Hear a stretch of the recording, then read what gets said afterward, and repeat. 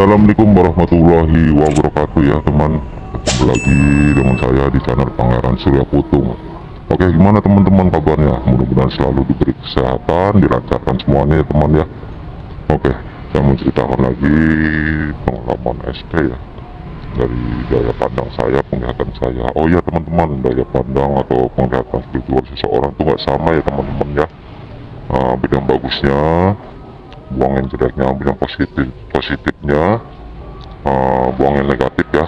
Ini bukan sebagai suatu perdebatan ya, anggap aja sebagai dongeng, nggak bisa dipercaya 100%. Oke, kita lanjutkan ya teman-teman ya. Jadi ada sosok lelaki ya, dia menemui seorang ulama ya, karena dia penasaran sosok lelaki itu, mencari sosok yang sedang banyak yang dibicarakan ya. Jadi sosok lelaki itu penasaran dengan sosok orang yang sedang banyak dibicarakan. Dia menanyakan ke seorang ulama, lalu ulama itu tidak memberikan suatu penjelasan ya. Dia hanya mengarahkan untuk ketemu dengan seorang kakek-kakek ya, yang dia mau pakai tongkat di daerah-daerah laut ya, pesisir-pesisir begitu ya teman-teman ya. Dan juga ada diperlihatkan dua orang sosok lelaki ya, dia beragama non muslim ya. Tapi dia mendapatkan suatu gambaran juga, alamat ya, dan berundingan kedua sosok lelaki itu ya, berunding. Dia mendapatkan suatu alamat, dia disuruh melewati jalur utara, selatan, dan barat ya, untuk menuju sesepuh yang dibicarakan dua sosok lelaki itu ya teman ya. Sesepuh itu seorang ulama ya. Jadi dua orang yang muslim sedang mencari sosok sesepuh ya. Dia melewati jalur utara, selatan, dan barat. Mudah-mudahan bagus ya alamatnya. Di situ pun diperlihatkan ada seekor macan ya, sama anak kecil, makan anak kecil. Nama macannya nggak saya sebutin juga. Dia keturunan dari seorang leluhur terdahulu ya, saya nggak sebutin juga. Jadi anak kecil itu sosoknya seorang lelaki. Dia pintar ya, dia pintar. Jadi dia wawasannya luas itu anak itu ya. Di situ juga dilihatin sebuah hutan ya, hutan di daerah ya, di daerah masih di Indonesia ya hutannya ya. Di situ dijaga oleh seorang putri ya, penjaganya seorang sosok wanita ya teman ya, seorang wanita. Di situ SP diarahkan dalam alamatnya itu, diarahkan ke hutan itu untuk mengambil sebuah buah yang ada di hutan tersebut, karena seorang putri itu sudah mengizinkan ya teman ya, sudah mengizinkan ya. Jadi tinggal ambil aja lah gitu. Mendapat suatu alamat itu, dan diperlihatkan juga di salah satu desa atau kota ya. Situ ada pesantren, dan dilihatkan juga, dikasih tahu juga ya, si SP itu pendirinya ya. Tapi nggak saya sebutin juga di situ.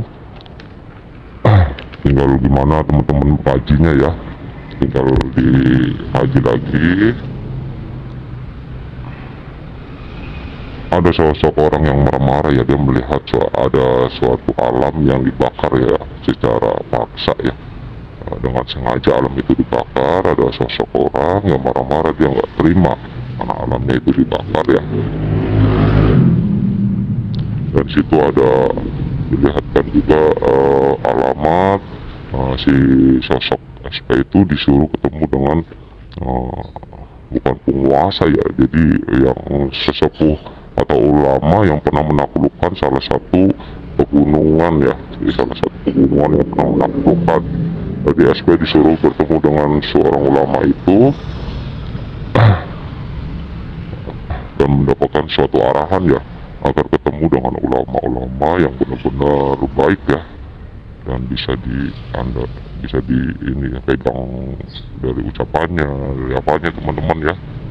Dan situ si SP ketemu dengan sosok ulama lagi, dia dapat suatu wejangan juga. Katanya dia si SP suruh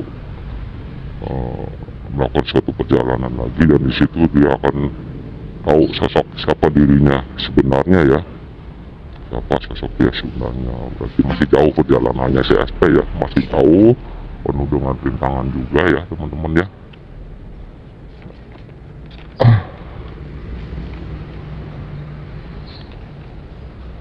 Di situ juga SP melihat ada satu cahaya, cuma cahaya itu cuma satu titik ya. Nah, di situ ada sosok aki-aki ya, kakek-kakek bicara sama si SP itu, menyuruhnya agar cahaya itu nggak turun satu titik, tapi menyeluruh ya, Nah, jadi sosok cahaya itu agar menyeluruh. Nah, itu. Jadi aki-aki itu menyuruh SP agar cahaya itu nggak kena satu titik, tapi buat semuanya ya teman-teman ya. Nah, disitulah SP berdoa ya.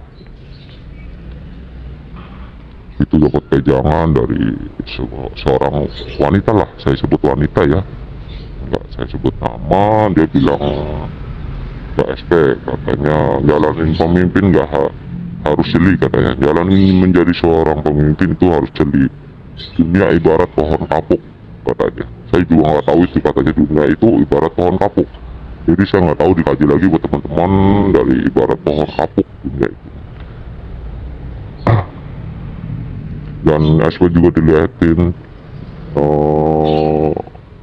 yang ikut andil ya, yang ikut andil ya, sosok-sosok wanita penjaga alam gaib yang ikut andil.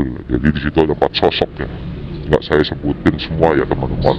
Oke, sampai situ aja dulu lah, nanti gampang saya lanjut di bagian berikutnya teman ya. Mohon maaf kalau ada salah-salah kata, mudah-mudahan bisa sebagai info atau dongeng ya teman-teman ya, nggak bisa 100% diambil kebenarannya, bukan sebagai tempat perdebatan juga. Yang nggak suka ya di skip aja, nggak apa-apa. Oke, segitu aja dulu ya teman-teman ya. Oke, assalamualaikum warahmatullahi wabarakatuh.